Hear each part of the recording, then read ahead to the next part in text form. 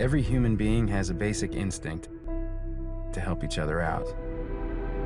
This instinct is found in every culture, without exception.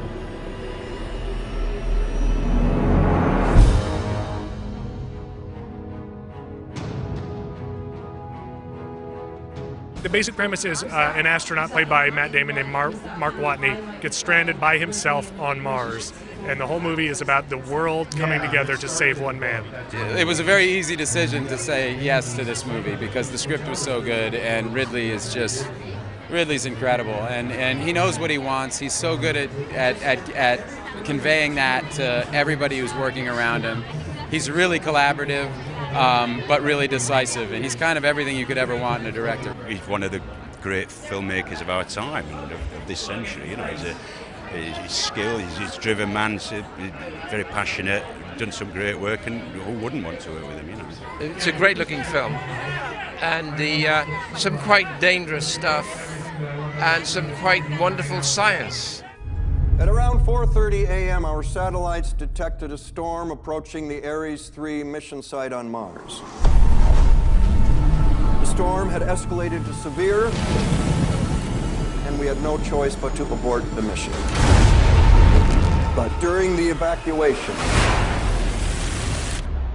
astronaut Mark Watney was killed.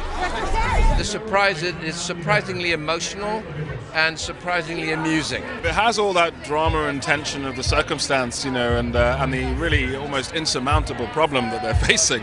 But there's humour in it, and there's wit, and there's sort of real kind of life there, and this overwhelming sense of like humanity. It's a very funny movie, and I think people don't, you know, when they watch it, they don't realize until the first 5 or 10 minutes that they have permission to laugh, and it's supposed to be that way. The book was that way, and that's really what we wanted to hold on to. We wanted to keep that humor and the fun. I mean, it should be a fun, entertaining ride. That was one of my favorite things about the book and about the script was how funny it was, because it really gets the pace going, and obviously these are life or death situations that these people are dealing with, but when you have all that humor, it really does make it that much more fun to watch, and Ridley did such an amazing job with bringing that to the film.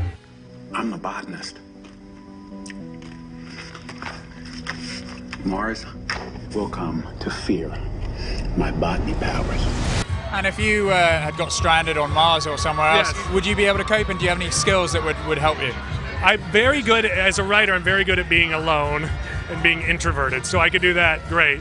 But no, as long as I had a disco collection like his, I'd be fine. I have turns out no skill set when it comes to being abandoned on Mars or anywhere else, you know, that doesn't have a nice 7-Eleven handy, you know. I don't know, I'm quite good at gardening, so maybe I could grow some potatoes like Mark did, like Mark Watney did. There's nothing that really translates in a situation like that. I mean, I'd monologue for myself for like 5 minutes, and then I'd probably, you know, blow myself up or something. That's something I'd love to like work on. It kind of makes me feel a tiny bit ashamed, as well as everything else, watching the movie and being like, couldn't do that.